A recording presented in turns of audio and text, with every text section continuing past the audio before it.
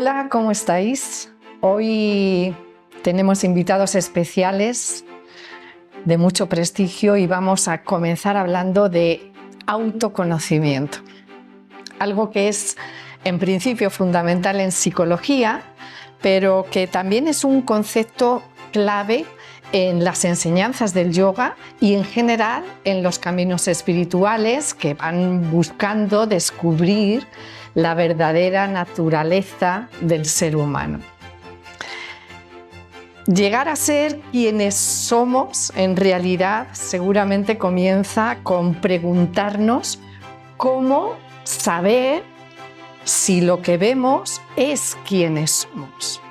Y eso que vemos de nosotros mismos, cuando miramos dentro, saber si puede verdaderamente identificarse con eso que llamamos el verdadero ser. Mirar hacia adentro es una frase que escuchamos muchas veces, constantemente, desde todos los púlpitos posibles. Y mirar hacia adentro parece ser el secreto de los secretos. Pero, ¿cómo mirar? ¿Para qué es tan necesario mirar? Y cuando miramos, lo que vemos, ¿somos en realidad eso que vemos? ¿O hay algo más allá de los pensamientos, de las emociones, de las intenciones, de los sentimientos? Comprender quiénes somos realmente implica una capacidad de comprender y de transformar, pero ¿cómo sabemos que hay que transformar? ¿Y cómo podemos discernir si lo que vemos de nosotros mismos está distorsionando lo que realmente somos nosotros mismos o la realidad que enfrentamos, ¿no? Mirar tanto hacia adentro, esta es otra reflexión que podemos hacer. ¿Nos aparta del mundo? ¿Nos convierte en seres individualistas? Quizás narcisistas incluso. Bueno, paso la palabra a Pepa para que nos presente a nuestros invitados y vamos a comenzar la charla. Hola, ¿qué tal estáis todos y todas? Aquí estamos una vez más en un nuevo encuentro, hoy muy interesante. Tenemos aquí con nosotras, Maite y yo, a tres personas que son estupendas y que nos van a dar cada uno su punto de vista y su reflexión sobre este tema apasionante del camino, del autoconocimiento y a dónde nos lleva, ¿no? A mi lado, aquí a la derecha, tengo a Matilde Torres, licenciada en medicina, trabajó en el servicio de urgencias hasta que hace varios años dejó la práctica de la medicina convencional. Desde hace más de 20 años dirige cursos y talleres de meditación y autorrealización, imparte clases de yoga y realiza acompañamientos a personas que quieren encontrar el conflicto que hay detrás de su enfermedad. Autora de varios libros, todos de Desclée de Brouwer, que es Para que la vida te sorprenda, uno de ellos, otro Cuando el silencio habla y otro Detrás de la apariencia. Hola, ¿qué tal? Hola. Matilde, estamos encantadas de tenerte. Pues nada, yo encantada de estar aquí y muy agradecida. Bueno, junto a la derecha de Matilde tenemos a Javier, que es Javier García Campaño. Es médico, psiquiatra en el Hospital Universitario Miguel Servet, perteneciente al Servicio Aragonés de Salud, catedrático de Psiquiatría en la Facultad de Medicina de la Universidad de Zaragoza, director del Máster en Mindfulness de la Universidad de Zaragoza, que por cierto es el más antiguo en ese tema de una universidad de habla hispana. En 2022 creó la Cátedra de Ciencias Contemplativas, pionera en una universidad también de habla hispana. Él es autor de muchos libros y estudios, entre otros, de Afrontar la depresión con mindfulness, Vacuidad y no dualidad, Sueños lúcidos y el último, que es Parar para vivir mejor. Hola, Javier. Hola, encantado. Un placer tenerte. Y aquí a la derecha de Maite tenemos a Blanca San Román. Es fundadora del Centro de Yoga Dara, formada por profesores en la tradición de Krishnamacharya. Le interesa especialmente el entendimiento de la tradición como base para acceder a un yoga contemporáneo. Posgrado en sánscrito clásico por la Universidad de Benarés, estudiosa de varios textos clásicos como Sankhya Karika, Yoga Sutra de Patanjali. Ha traducido y editado últimamente el texto Yoga Rashya de Gautam Muni. ¿Qué tal, Blanca? Muchas gracias. Gracias a ti por estar aquí. Y nada, en tan buena compañía vamos a empezar la charla y podemos empezar un poco por donde Maite lo ha dejado ahí un poco caer. ¿A qué llamamos experiencia interior? ¿Cómo lo entendéis cada uno de vosotros? Matilde, ¿Quién si quiere quieres. comenzar? ¿Quién se atreve?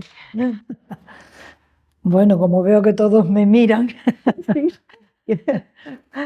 bueno, yo creo que yo entiendo por experiencia interior estar en contacto con tu propia experiencia, asumiendo la responsabilidad de lo que estás viviendo. O sea, yo creo que la experiencia de uno mismo, el primer paso es cuando somos capaces de responsabilizarnos. O sea, tomamos conciencia de que la vida no es solo lo que pasa afuera, sino que lo que yo vivo, experimento, es la respuesta que yo doy a los acontecimientos. Y entonces asumo esa responsabilidad y decido indagar sobre eso. Y entonces a partir de ahí creo que se abre un camino, porque antes Maite en la introducción ha empezado a hacer preguntas y digo, esto es un campo extensísimo para poder hablar mucho, ¿no? Entonces, bueno, eso en cuanto a punto de partida, luego ya a donde nos vaya vamos a ir llegando, viendo. ¿no? Eso es, pues si quieres, por seguir un orden, pero que podéis alterar cuando queráis. Javier. Bueno, yo creo que el autoconocimiento sería el ver el funcionamiento de nuestra propia mente, ¿no? Yo creo que en casi todas las tradiciones se habla de eso, pero claro, la dificultad es que el ojo no puede verse a sí mismo, la espada no puede cortarse a sí misma, ¿no? Entonces, la forma de afinar el instrumento que puede conocer la propia mente es la práctica de la meditación, ¿no? Eso permite que el funcionamiento mental esté mucho más estructurado, sea mucho más capaz de percibir lo que realmente está ocurriendo, ¿no? Porque generalmente los procesos son tan rápidos que no podemos darnos cuenta de ello. Sí, un poco recogiendo lo que decís los dos, que estoy muy de acuerdo.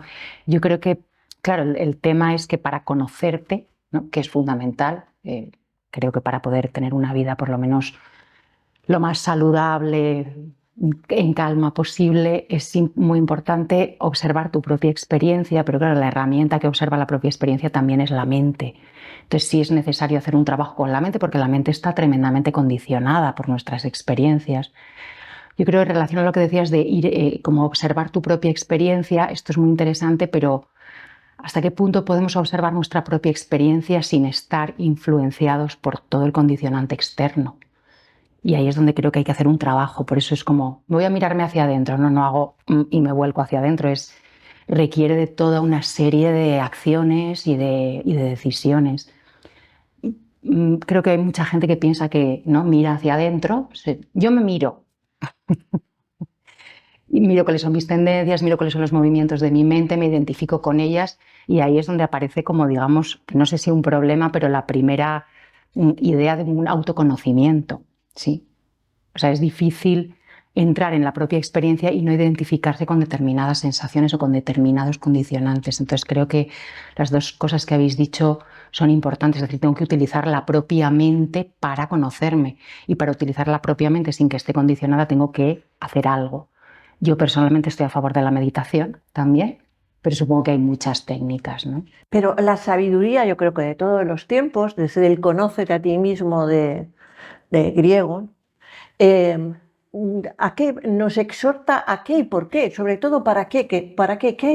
¿Cuál es el alcance de ese conócete a ti mismo? ¿Qué vamos a encontrar cuando podemos llegar a conocernos, si es que podemos llegar? Sí, es que siguiendo un poco lo que dices de todo ese condicionamiento, la mirada hacia adentro empieza con la mirada hacia afuera, pero es cuando mi mirada hacia afuera empieza a crearse un vínculo con que yo estoy viendo lo que soy capaz de ver. Entonces, por eso digo la responsabilidad de mi propia experiencia. El que sea tan importante el conócete a ti mismo y lo que dice después y conocerás al universo y a los dioses, es precisamente porque no podemos ver nada que no hayamos visto previamente dentro. Entonces, quizás lo más importante para todos nosotros es la referencia interna del sí mismo.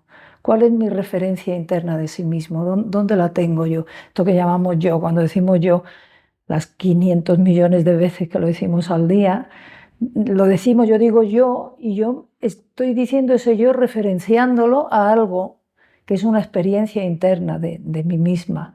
Entonces, ¿dónde está esa experiencia interna? Y muchas veces no sabemos dónde está, pero podemos empezar a hacernos una idea cuando establecemos ese puente entre lo que llamamos fuera y lo que yo vivo dentro, porque no está separado. Entonces, lo que yo soy capaz de reconocer fuera está directamente relacionado con la referencia interna que yo tengo de mí misma. Por eso, a medida que yo voy levantando capas y voy accediendo a niveles más profundos, mi referencia interna va dejando de ser estrictamente lo particularísimo de mi biografía, mis logros, y empieza a entrar en otros espacios, se me va desvelando fuera también un mundo distinto. Pero a la vez el mundo de fuera es el estímulo que tengo para que yo tome conciencia de cuál es mi referencia interna. Y pongo un ejemplo claro. Si a mí hay cosas determinadas que me molestan, cosas que me entusiasman, cosas... Entonces, esto que me está contando de mí, ¿de dónde surge esa respuesta? Entonces, por eso digo, el asumir esa responsabilidad empieza a crear un vínculo que ya rompe, empieza a disolver un poco esa separación que parece que el fuera y el dentro son cosas que es fuera y dentro. No, fuera y dentro es lo mismo, es el fuera que yo conozco está directamente condicionado por el dentro que yo conozco. Entonces, por eso es, no sé, tan importante de todos los tiempos ese conócete a ti mismo. O sea, ¿cuál es tu referencia interna de ti mismo? Cuando yo digo yo, ¿a qué me estoy refiriendo? Y ahora querer verlo, ¿no? Y luego de aquí, fíjate lo que se puede hablar. ¿Qué os sugiere lo que comenta Matilde? Claro, yo relacionándolo con la pregunta que has hecho, ¿no? De por qué, remitiéndote a los griegos, bueno, ¿por qué buscamos dentro? Con lo bien que se puede estar fuera a veces, ¿no? Entonces, la pregunta sería, ¿por qué, o sea, ¿qué es lo que buscamos dentro? Pues porque yo creo que lo externo no te satisface completamente, ¿no? Hay un momento donde quizás precisamente poner la responsabilidad fuera, hablando de la autorresponsabilidad que dice Mati, creo que poner la responsabilidad fuera es una manera muy fácil de descargarte, pero a la larga vemos que no es suficiente, ¿vale? Eres tú, tu propia nutrición, o sea, la nutrición te la das tú, ¿no? Eres tú quien nutres al fin y al cabo esa mente, o sea, es un poco lo que decías. Entonces yo creo que esa tendencia a buscar, ¿no?, el autoconocimiento es porque, bueno, no sé, a lo mejor es muy simplista, pero quizás una búsqueda de la felicidad, una búsqueda de una calma, una búsqueda de estar más completos, ¿sí? Es decir, fuera no está todo.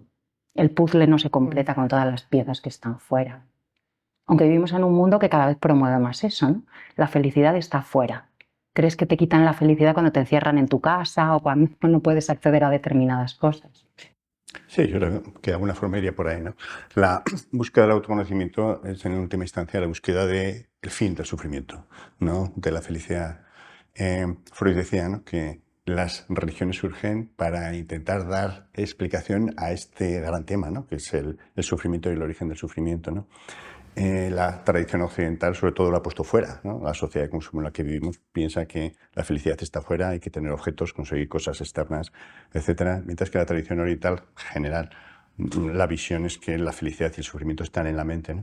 Yo creo que al final lo que uno acaba descubriendo es que todo es una proyección de la mente y que, como decías, ¿no? El dentro o fuera, en última instancia, es lo mismo, ¿no? Pero claro, llegar a ese descubrimiento es un proceso complejo, ¿no? Que requiere una meditación y un trabajo interno importante. Y Javier, tú que conoces la parte de psiquiatría, de la ciencia, digamos, ¿no? Y de la psicología, ¿no?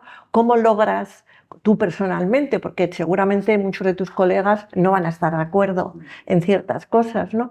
Pero ¿cómo hilvanas tú, digamos, esa visión que es más sapiencial, si quieres, ¿no? Más con esa otra visión de la ciencia?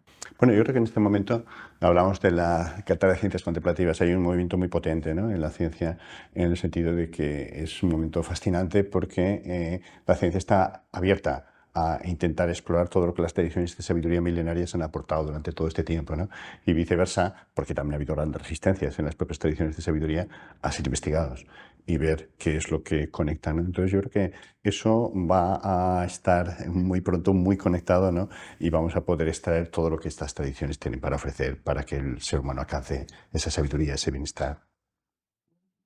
Bueno, yo de alguna manera, por comentar algo sobre lo que hasta ahora se ha expuesto, creo que es muy necesario hablar de este condicionante o de los condicionamientos que la mente propia crea a través de nuestra propia historia, a través de las vivencias que hemos tenido y, por supuesto, a través de cómo vivimos nuestra propia realidad, de manera que lo de fuera ya se distorsiona, mi interpretación de lo de fuera y mi relación con lo de fuera ya se distorsiona por un montón de condicionamientos. Dicho esto, claro, no sé si la necesidad de mirar hacia adentro viene porque lo de fuera no funciona. Actualmente también está de moda mirar hacia adentro, que lo dejo ahí encima de la mesa, y en esa mirada hacia adentro habría que preguntarse qué pretendemos, ¿no? Pero en relación a esta relación de lo de fuera y lo de dentro, claro, si yo estoy distorsionada, estoy condicionada, si mi mirada es una mirada que reinterpreta continuamente incluso lo que siento, las emociones que me surgen, etcétera, etcétera, ¿necesito ayuda?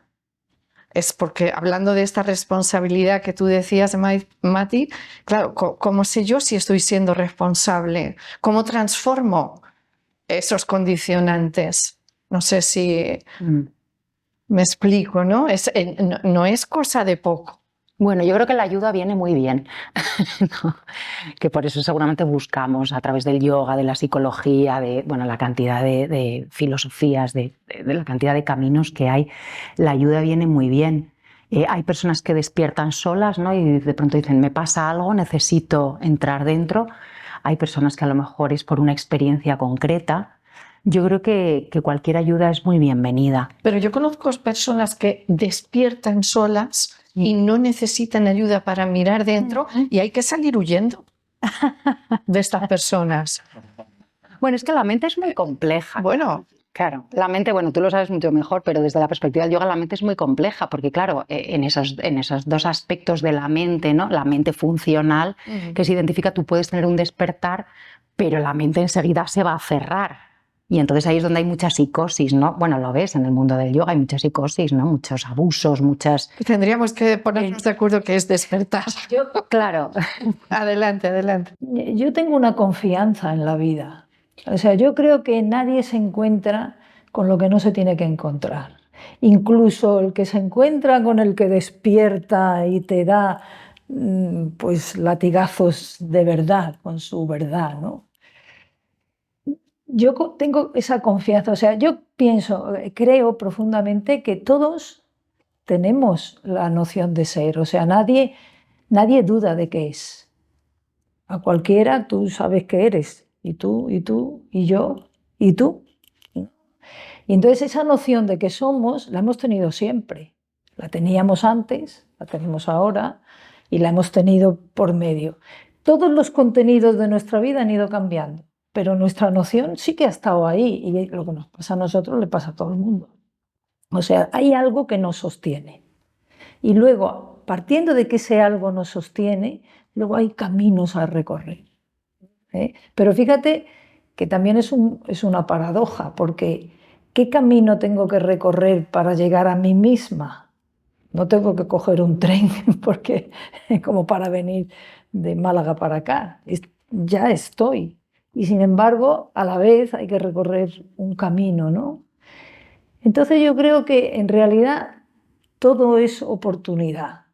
Y siempre hay la posibilidad del discernimiento, aunque a veces la cosa tenga muchas capas, ¿no? Y que las puertas y las posibilidades son muchas.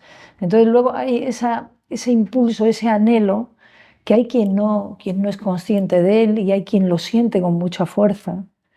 Entonces, no sé, es hacerle caso a eso y luego, por supuesto, que creo que bueno, para eso tenemos muchas herramientas, que aprender a recibir ayuda o pedir ayuda en un momento determinado, pues creo que es muy importante. Hay un aspecto de todo el aspecto psicológico que es necesario que esté bien estructurado. O sea, nosotros no podemos trascender a espacios mayores si estamos desestructurados, porque entonces cualquier espacio mayor lo que va a hacer es disgregarnos y desestructurarnos más. Entonces, claro que es necesario a lo mejor un trabajo psicológico para que vayamos siendo una unidad compacta. O sea, yo creo que tenemos que generar unos egos potentes para poder trascenderlos. O sea, tenemos que estar bien estructurados para poder trascender. Porque en la vida todo funciona así. O sea, todas las experiencias son un tiempo de coger, de crear, de recibir, y con eso que recibo construyo, igual que la respiración, cojo el aire, con eso hago cosas y después viene el momento de la entrega. Y el momento de la entrega es esto que se ha creado, es entregado, y eso lo completa. Lo mismo creo que ocurre con la individualidad, con el ego, que hemos vivido un tiempo de formación de esos egos que tiene que ver con la conciencia de separación, que es el origen del sufrimiento, y ahora nos estamos viviendo esa posibilidad de trascendencia, o sea, de poder entregar eso y volver a esa conciencia de unidad, pero en este sustrato. Y ese es el reto. O sea, como en un sustrato que está perfectamente diseñado, a mí me gusta llamarlo la estructura del olvido, porque es una estructura perfecta para olvidar lo que somos, ¿no? Y como dentro de este sustrato diseñado para olvidarme de quién soy y hacer esta exploración, poder integrar, vivir con esa conciencia de unidad, ¿no? Yo no tendría una visión tan optimista, ¿no? En el sentido de que yo creo que la posibilidad de perderse es enorme, ¿no? Pero, y no me estoy refiriendo a patología, si hay patología, lógicamente uno necesita ayuda y ya está. No, me estoy refiriendo a personas sanas que tienen un yo bien estructurado, que cuando uno profundiza, por supuesto en las fases iniciales uno puede funcionar solo, ¿no? Porque va llegando a estadios más profundos, pero yo creo que en las fases finales es muy fácil perderse, el yo se resiste, uno se autoengaña, la estructura de la mente es demasiado compleja, por eso en casi todas las tradiciones la figura de un maestro ha sido clave, porque habría una especie de necesidad de validación, ¿no? De alguien externo, de que realmente ahí a donde estamos llegando es un lugar donde es el lugar, ¿no?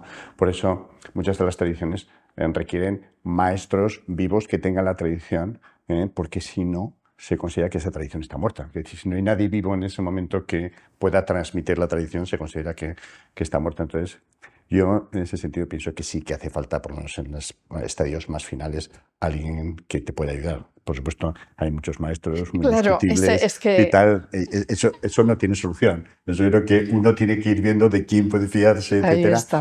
Pero seguramente de uno mismo es difícil fiarse. Muy pocas personas han llegado a esos niveles ellos solos, ¿no?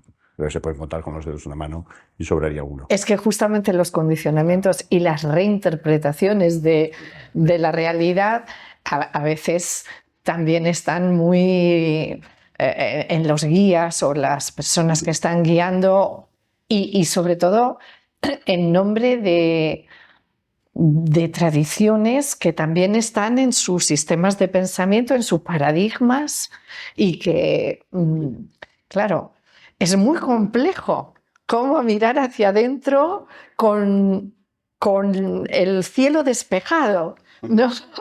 Bueno, yo creo que el cielo despejado no va a estar nunca. Esa es la mala noticia. O la buena. O sea, yo creo que es la mala noticia o es la buena. Si verdaderamente, como decías, es un camino de vuelta, bueno, pues es un camino y es un viaje. Y en ese viaje habrá nubes, habrá claros, habrá tormentas, habrá nieves, habrá... El tema también es la mente, ¿no? Que determina, que es como con las nubes. ¿Qué mal tiempo hace? Ah, ¿por qué? ¿Qué pasa? ¿Que nieve es mal tiempo? A lo mejor es una oportunidad de alcanzar otro estadio dentro de ese autoconocimiento. Yo creo que también a veces creo que tenemos una relación con el aprendizaje, desde mi punto de vista, esto es muy personal, como muy consumista, siempre hacia el logro, de conseguir algo. Y muchas veces en ese camino, ¿sí? Pasas situaciones que no son agradables, que no son... o sea, el autoconocimiento también se nos ha vendido como una especie de New Age maravillosa donde todos flotamos con cara de felicidad, y el autoconocimiento tiene muchos momentos de sufrimiento, pero el sufrimiento, no quiero parecer masoquista, a veces te nutre mucho también. Entonces yo creo que pasamos, efectivamente estoy de acuerdo contigo, pasamos lo que tenemos que pasar y lo que nos toca pasar, la capacidad luego de discernimiento es donde ya entramos en otro tema, ¿no? Eso es más difícil, pero creo que vivimos lo que tenemos que vivir y de alguna manera elegimos vivir eso. Y creo que en ese camino puede haber su dosis de sufrimiento, su dosis de equivocación. Yo conozco mucha gente que a lo mejor pues, se ha metido siguiendo un maestro o una maestra, se ha metido en una secta, pero durante un tiempo les ha funcionado. Llega un momento que eso ya no funciona, pero a lo mejor durante un tiempo eso ha funcionado, ¿no? O ser muy rígido en tus creencias durante un momento, a lo mejor necesitas eso para sostenerte y luego te puedes liberar o no te liberas nunca de eso. Creo que el camino, no sé, tengo esta idea de que hay que aprender a disfrutar del camino con sus piedras, con sus baches, con sus llanos, con sus curvas. Creo que ahí está la belleza del autoconocimiento, en no ponerle tantas etiquetas. Esto es fatal, esto es y sí saber que existen estas herramientas maravillosas para, si he vivido una experiencia traumática, me ha ayudado a aprender mucho, ahora voy a echar mano de todas las herramientas que me ayuden a superar y a sostenerme en esta situación, ¿no? Tal vez, sí, No, que con respecto a esto de lo del maestro, yo creo que hacen falta maestros y además que tenemos que tener siempre esa capacidad de apertura al aprendizaje, y que creo que una de las pistas que nos puede servir para identificar a un maestro es que un maestro jamás genera dependencia. Un maestro nunca te va a hacer dependiente de él, sino todo lo contrario. Quien verdaderamente es maestro está ahí para hacer de espejo y va a alentar tu propia independencia en el camino. Entonces, en realidad, cuidado cuando... Sí, eso es. Pero muchas veces nos perdemos porque los que nos perdemos somos nosotros, o sea que tenemos esa tendencia a idolatrar. Necesito agarrarme a algo. Bueno, pues como ya no me agarro a lo que me agarraba porque lo he dejado, pues ahora me agarro a esto. Y en realidad sigo con la misma estructura mental, pero he cambiado o voy cambiando de creencia o de religión o de... Bueno, pues a lo mejor eso hay que pasar por ahí, ¿no? Pero que... Lo que pasa que es verdad que hoy en día la figura del maestro o de la maestra no está tan clara, ¿no? Y yo personalmente pienso que se está perdiendo y que asistimos, como dicen algunas personas, a la muerte del gurú, ¿no? No sé si es así, pero sí que encontramos por el camino nuevos gurúes y nuevas guruesas, que son las tendencias.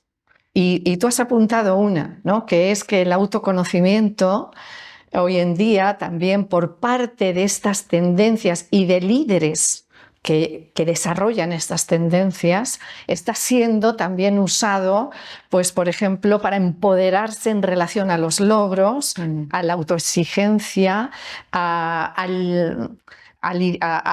que sea posible liderar, a la propia autoestima, para ser seres productivos especialmente. Entonces yo necesito autoconocerme para darme impulso e ímpetu y poder servir a lo que sea. A la productividad. Si pudiera ser sinónimo de esto, ¿no? Matizando, o sea, subrayando un poco lo que tú decías, ¿no? Y hilándolo con el tema del gurú, que es un tema importante, sobre todo dentro del mundo del yoga, pero... Bueno, es que parece también que todo el tema del gurú, como casi todo en esta sociedad, se ha convertido en un bien de consumo, ¿no? Tener un gurú, pertenecer a una escuela, pertenecer a un club social llamado X escuela. Yo creo que es inevitable en el mundo en el que vivimos, ¿no? Donde todo es tendente a la productividad. Y a la búsqueda de una identidad marcada por un grupo, ¿no? Parece que... La pertenencia, claro, esa necesidad de pertenencia, ese anhelo, nos hace muchas veces pues abrazar cosas que no deja de ser... con las que nos queremos identificar. Sí, no deja de ser un poco una cesión de tu propia realidad, ¿no? O sea, la pones, tu búsqueda lo pones en manos de otros, ¿no? Pero bueno, yo creo que todo al final se ha convertido en un objeto de consumo. Absolutamente todo, ¿no? Es decir, los gurús, las escuelas, yo pertenezco a esta, y también este culto a la personalidad tan brutal que se ha desarrollado en la sociedad occidental en los últimos 100 años, ¿no? Y que también te hace tener la idea de que no, que yo puedo, no necesito maestros, que yo puedo, etcétera, ¿no? Es decir, que es que, claro, todo está ahí absolutamente metido, ¿no? Yo creo que, igual que, como muy bien decías, ¿no? Los marcadores de un maestro es que nunca te va a hacer dependiente, pero no tiene ni interés en tener discípulos, realmente, ¿no? Un buen marcador del crecimiento espiritual es que el yo se va diluyendo de forma progresiva, te sientes cada vez más conectado con todos, no necesitas ni, esta especie de escaparate del yo, este narcisismo que se ha desarrollado tan extraordinariamente, y te sientes tan conectado a todo lo demás que al final lo que descubres es que no hay nada que lograr, que realmente yo creo que el gran tema es que el desarrollo espiritual no es subir a la cima de una montaña, sino darse cuenta de que todo ese juego es un sueño. Y al final uno se da cuenta de que es así, de que no había nada que lograr, de que es un sueño. Pero claro, ese es un proceso muy complejo.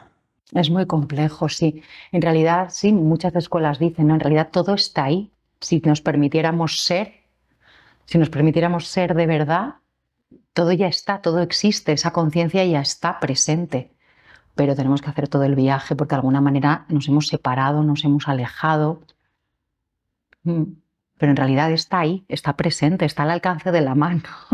Yo creo que una cosa que me parece hermosa de cultivar es esa capacidad de estar abierto, porque en la relación con los demás siempre te vas a encontrar con grandes maestros anónimos, porque casi siempre el otro tiene un aspecto que ha desarrollado más que tú, una faceta en la que, pues, no sé, eso, ha visto tal. Entonces, ser capaz de reconocer eso y vivirlo como una invitación, ¿no? Entonces, yo te puedo decir que lo que yo he aprendido en la consulta no lo he aprendido en ningún lado. Lo que he aprendido hondamente y que lo llevo en mi corazón como la mayor riqueza, y me lo han enseñado gente que teóricamente pues venían en desigualdad de condiciones, ¿no? Venían vulnerables, frágiles, y los momentos de mayor lucidez, de regalos más grandes, yo los he tenido ahí, ¿no? Entonces, por eso digo que luego, claro, esto también se cultiva, ¿no? La capacidad del asombro, la apertura, el ser un aprendiz eterno, de decir, estoy aquí, pues estoy en aprendizaje. Este dicho zen que dice, la mente del principiante, ¿cómo es? El experto no tiene posibilidades. De aprendizaje, claro. Y la mente del principiante está llena de posibilidades, ¿no? Entonces estar en esa mente de no saber y cultivarla, ¿no? Y esto forma parte del autoconocimiento, porque a lo que llegamos es a esto que decía Javier, ¿no? Que realmente tú vas descubriendo que a medida que tú vas quitando capas de esa estructura que te definía, no solo no te separas, como una de las preguntas que tú hacías al principio, mirar hacia adentro me aísla, sino al revés. no solo te separa, sino que te acerca de una manera muchísimo más real, porque ya no te estás buscando o te buscas menos en el otro, o estás buscando menos satisfacer necesidades, o estás manipulando menos al exterior para que satisfaga tu necesidad, sino que realmente te estás viviendo un encuentro a un nivel muchísimo más profundo. O sea que... Porque, y de paso también pongo esta reflexión para que podáis opinar y comentar sobre ella. Quizás esta visión tan, ¿cómo lo puedo decir?, tan inspiradora, tan bonita, de que es mirarse a uno mismo, ¿no? Pero realmente cuando uno mira hacia dentro con ese cielo un poco, al menos básicamente despejado, ¿no? Lo que va a encontrar también es mucha fragilidad, mucha vulnerabilidad y mucho dolor. Y seguramente un corazón muy roto, ¿no? Y claro, ¿dónde sitúa eso al ser humano, ¿no? A la persona que está desarrollando ese tipo de autoconocimiento? ¿Qué hacer con eso que encuentra, que no es tan maravilloso como, oh, me estoy encontrando a mí misma, sino que, oh, Dios mío, no quiero mirar, porque cuando miro lo que veo me duele mucho o me coloca en una situación que quiero que cambie y que quiero que no sea así, ¿no? Esto por un lado. Y por otro lado, la pregunta inicial de si mirarnos a nosotros mismos nos aísla o nos separa un poco del mundo, en relación a que esta mirada también autocomplaciente del sí mismo no nos esté apartando de una cierta, como de las injusticias, de poner nombre a las injusticias, de estar en primera línea de lo que tiene que ser cambiado en el mundo. Lo dejo ahí como una pregunta que tengo para vosotros. No tengo la respuesta, ni mucho menos, pero tengo la reflexión, si podéis. Yo creo que cuando más conectas contigo, más capacidad tienes de conectar con lo que te rodea. La decisión de participar en ello, ¿no? Ya supongo que es muy personal, pero yo siento que cuanto más conectas y más responsable te haces, también observas que las cosas no son, o sea, la injusticia, la justicia, tienen muchas aristas, ¿no? Para mí no son polaridades tan separadas. A veces llamamos injusta una situación, las hay muy injustas, ¿eh? Sí. Las hay tremendamente, pero a veces llamamos injustas a situaciones donde, bueno, hay personas que deciden también no tomar responsabilidad de sus propias acciones. Yo creo que también vivimos en un mundo que se ha vuelto muy dependiente. O sea, esa falta de autoconocimiento hace que mucha gente sea tremendamente dependiente y ponga toda su capacidad o todo su poder, no sé, el poder me parece una palabra un poco así como tal, pero toda su capacidad fuera. Entonces, claro, fuera puede ser manipulada. No digo que eso es lo que produce el sufrimiento. Yo creo, y perdonadme que aquí en este momento intervenga, porque yo creo que el sufrimiento muchas veces se toma como algo, en demasiadas ocasiones me parece como algo estrictamente o casi personal, ¿no? Como si dependiera de tu mente, de ti, ¿no? Digamos, contemplar o no el sufrimiento, ¿no? Mientras que yo creo, y es una opinión que yo creo que, en fin, la realidad apoya, que es que hay un sufrimiento objetivo en el mundo, mucho en estos momentos, como bien sabemos, ¿no? Y bueno, es un sufrimiento también a tener en cuenta, no solo el mío, ¿no? De que yo me acepte más o me acepte menos, de que esté más de acuerdo con las apariencias, de que me sienta más vulnerable o menos vulnerable. Eso entra dentro de mi espectro emocional, personal, psicológico, ¿no? Que yo puedo modificar con caminos diferentes, ¿no? Pero ¿cómo modificar lo que no está en mi mano? Y no es una visión, es una realidad, ¿no? Pues una guerra, el hambre, en fin, la desgracia. Bueno, yo creo que ahí lo único que nos queda es la aceptación. O sea, tú no puedes ir a acabar con una guerra. Bueno, a lo mejor puedes, no lo sé, puede que tengas la capacidad. ¿Con las tuyas? Yo creo que sí puedes sacar. Con las tuyas sí, con las que están cerca de ti es probable que puedas influir, pero tú no te puedes ir a Está claro. Uganda, No, bueno, pero entonces la solución es mirar hacia a otro No, lado. no, yo es que creo que no es el sufrimiento de fuera objetivo y aparte del mío. Hay una corriente de sufrimiento. Cuando miramos dentro y nos encontramos con... Esa es la responsabilidad, porque cuando miramos vamos a ver cosas que no nos gustan. Y nos encontramos con ese dolor y con ese corazón roto. Cuando yo soy capaz de transitar eso dentro de mí, eso es lo que me conecta, eso es la humanidad compartida. Esa es la compasión. Entonces, si yo no he sido capaz de atravesar eso y vivir eso y rendirme ante eso en mí, toda mi vida es una huida hacia adelante. Pero cuando yo atravieso eso, es que a mí me acerca a todo.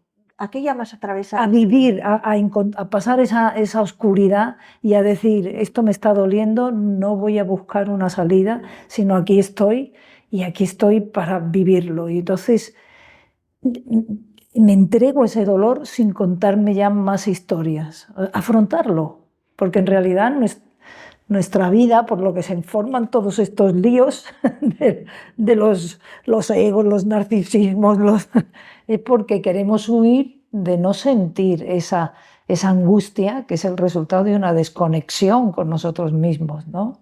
Entonces, cuando somos capaces de eso es lo que compartimos con la humanidad.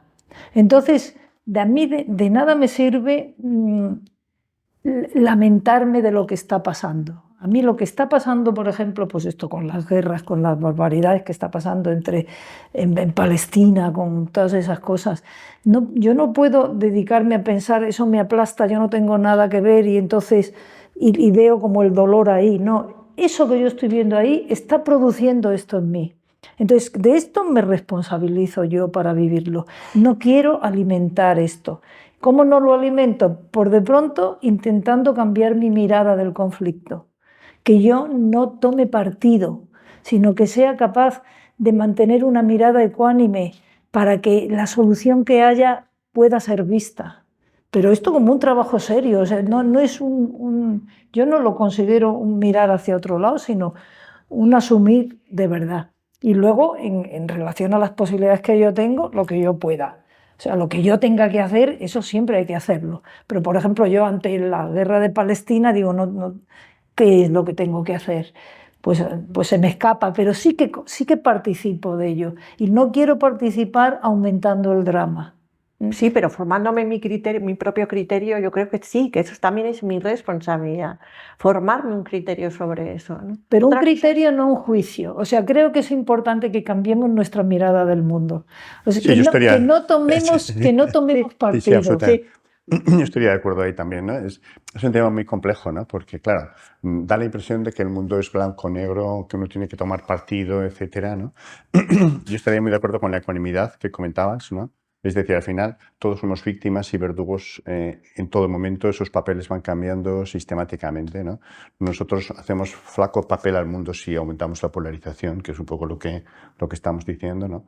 Yo creo que en la medida que podamos ayudamos en lo que se pueda, pero intentando no polarizar, es decir, no estar en contra de las personas, sino de la emoción, de la ignorancia, del sufrimiento en el mundo, que las personas son en un momento dado víctimas también de todo ese proceso, no solamente las víctimas, sino los propios verdugos, ¿no?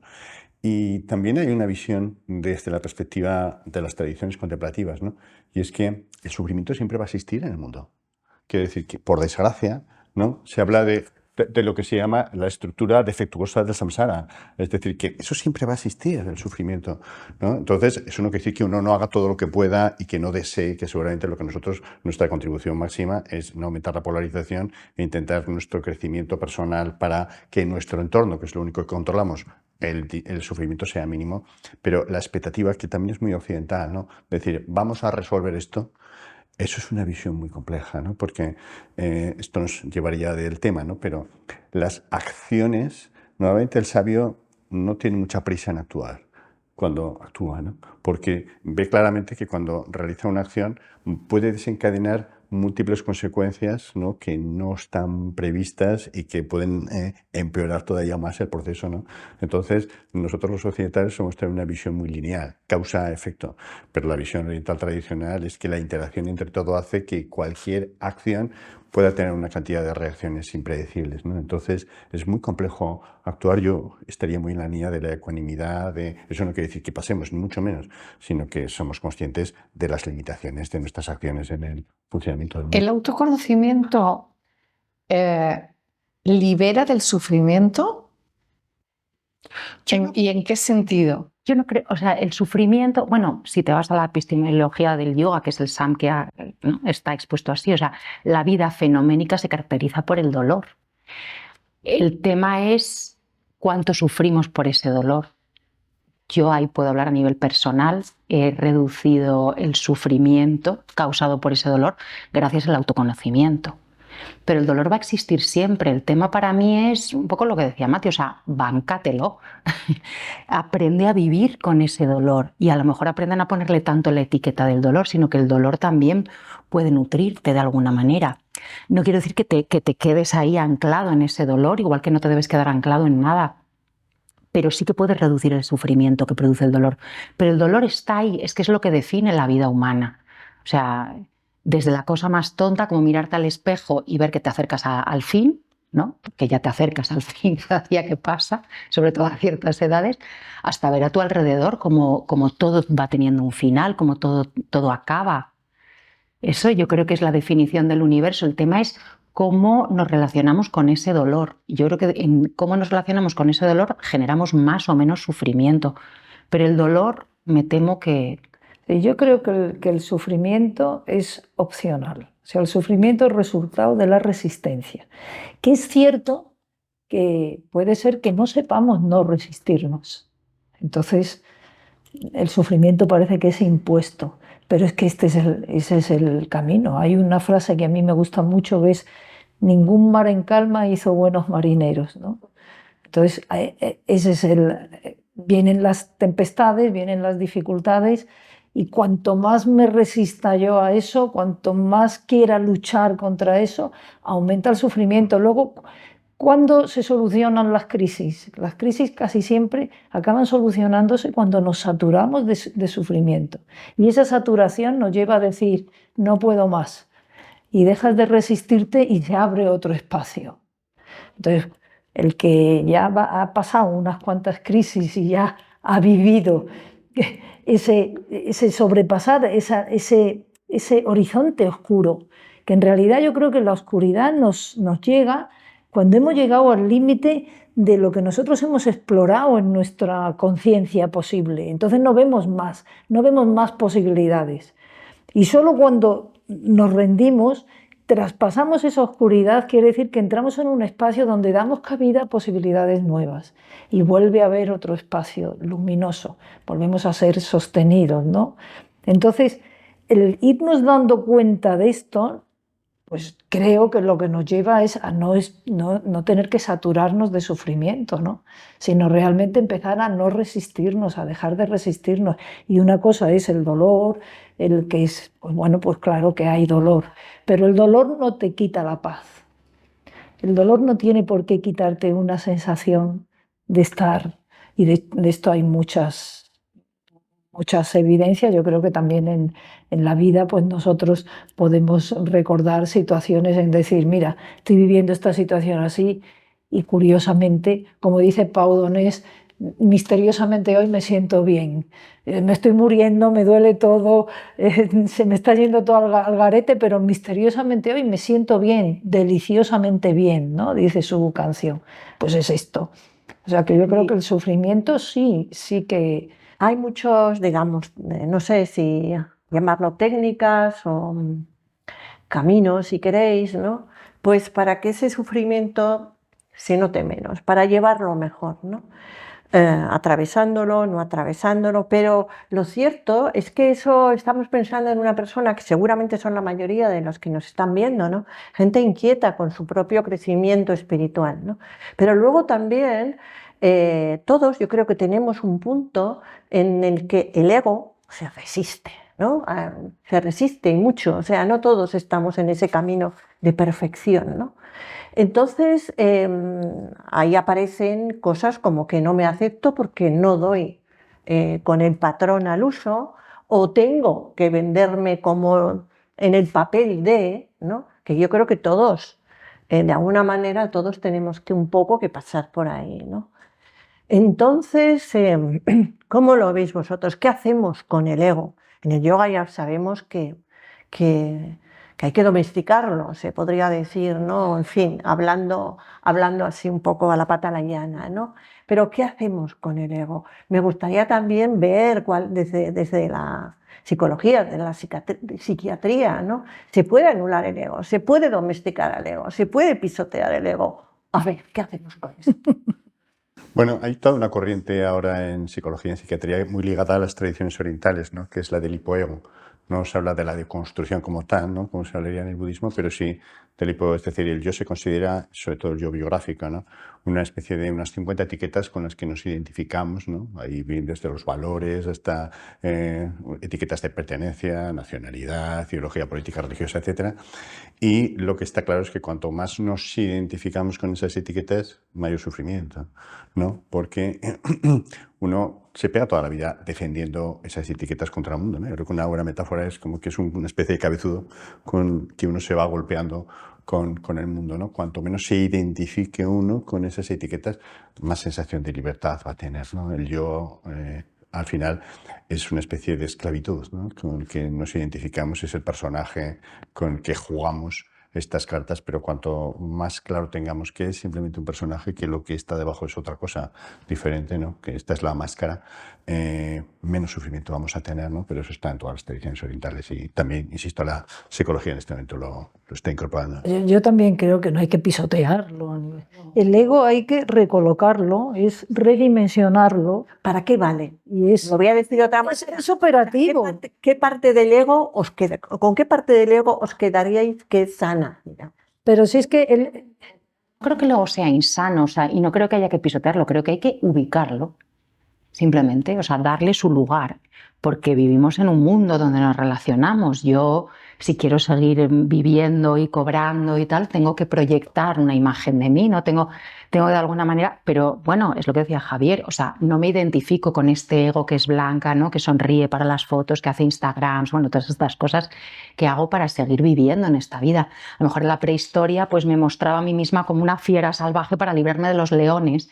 Hoy en día ya no hay leones y no vivo en una selva, pero vivo en un mundo donde tengo que exportarme hacia afuera, tengo que de alguna manera, pero tratar de no identificarme con eso, ¿no? Tratar de no identificarme con eso que proyecto hacia afuera, ser muy consciente de lo que proyecto, tener un buen manejo de lo que proyecto, pero para mí no es pisotear al ego, es colocarlo bien.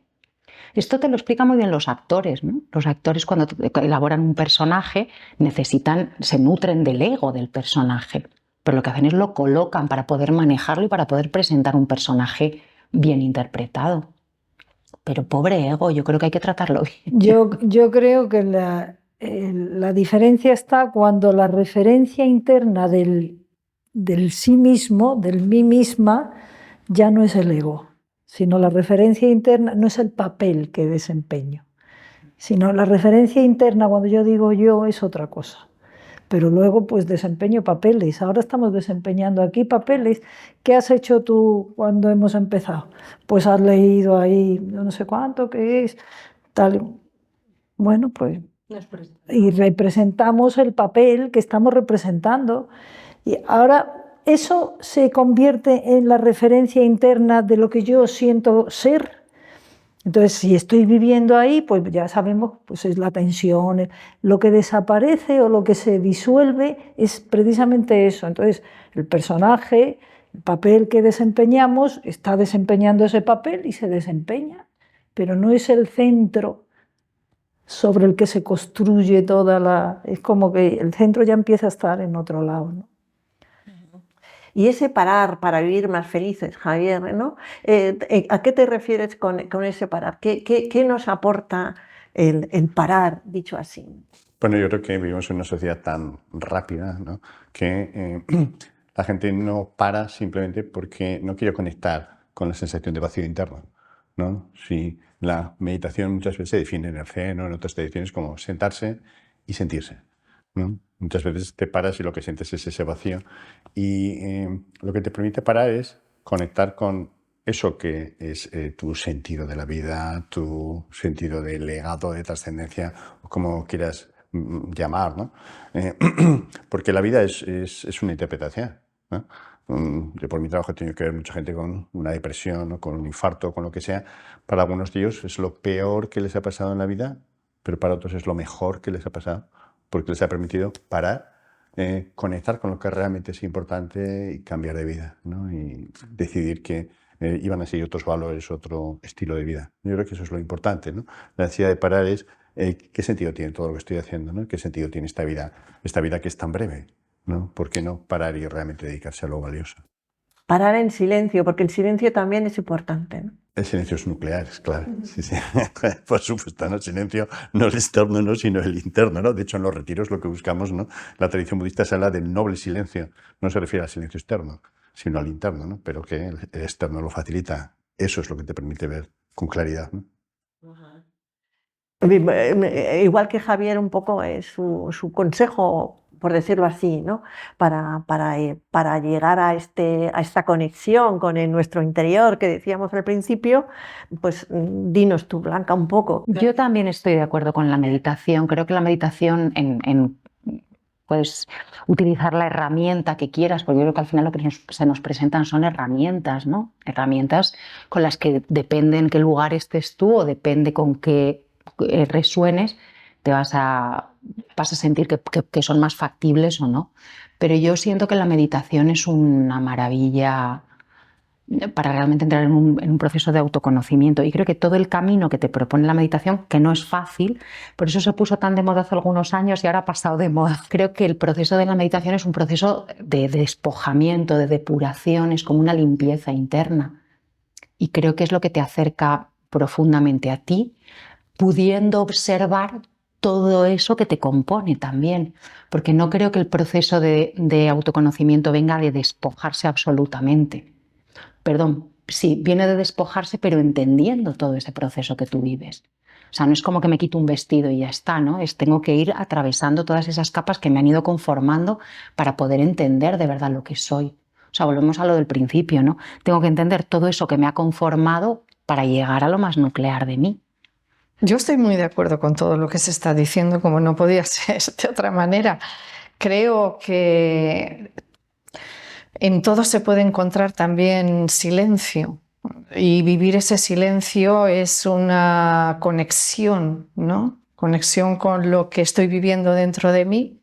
Para mí es muy importante el darse cuenta de la parte vulnerable, también porque yo trabajo con personas muy vulnerables, pero eso me ha hecho entender que es necesario darse cuenta lo más ampliamente posible de lo que somos en ese sentido, ¿no? En relación al sufrimiento. Y yo soy muy partidaria siempre de explorar a través no tanto de la observación, sino del permitirse reconocer la propia presencia en algo, en lo que sea que se está viviendo, ¿no? Y en la realidad de dentro y en la de fuera, ¿no? A través quizás de la presencia, de sentir presencia, no de desdoblarme en dos para observar. Entonces, por decir algo, que por supuesto también hay que observar, porque la mente debe ser entrenada también a mirar, ¿no? Pero bueno, pues por añadir alguna pieza más, no sé cómo lo... De Matilde. Por seguir este hilo de posibles, no sé, acercamientos, no quiero llamarlo consejos porque, no sé, suena un poco como a píldoras de autoayuda, ¿no? Pero, y no quiero ir por ahí, ¿no? Pero un poquito que te inspire. Y bueno, yo estoy totalmente en la línea de la necesidad del silencio cotidiano, o sea, de tener un ratito todos los días de no hacer nada y ver qué pasa cuando no hago nada. Ya está, que lo podemos llamar meditación o lo podemos llamar como queramos, pero tener ese contacto con ese silencio, ¿no? Y luego para mí es muy importante que este silencio no se reduzca a un ratito, sino que tenemos que establecer puentes con lo cotidiano. Yo creo que es que la vida está siendo todo el rato, todo el tiempo. Y que entonces en todas las menudencias estamos teniendo continuamente la oportunidad. Entonces para mí lo importante es que ese silencio, lo que me dure, no importa si la vida es ir y venir, me coloco, me descoloco, me desequilibro, me equilibro.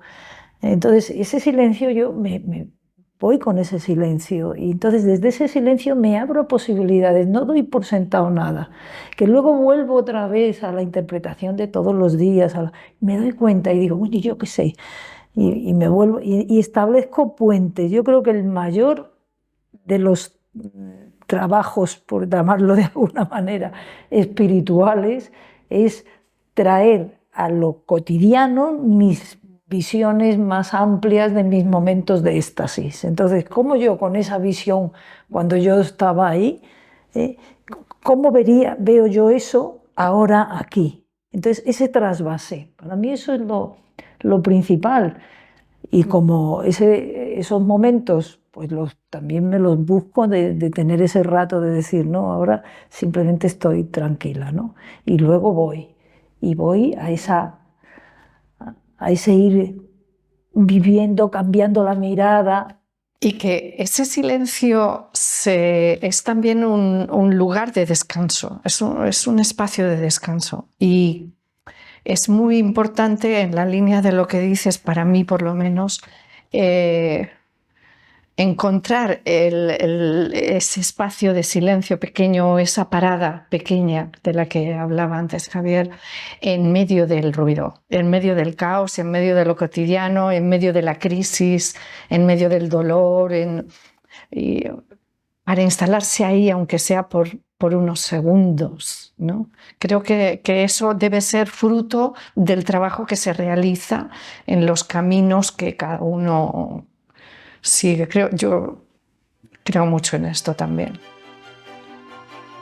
No sé si queréis añadir algo más, porque yo creo que todas las preguntas que Maite ha hecho al principio hemos reflexionado, yo creo que sobre todas ellas, y no sé, yo creo que habéis dado... Ha sido muy enriquecedor. Sí, habéis dado unas reflexiones estupendas que nos valen a todos para mucho. Así que muchísimas Muchas gracias. de verdad. Muchas gracias a vosotros.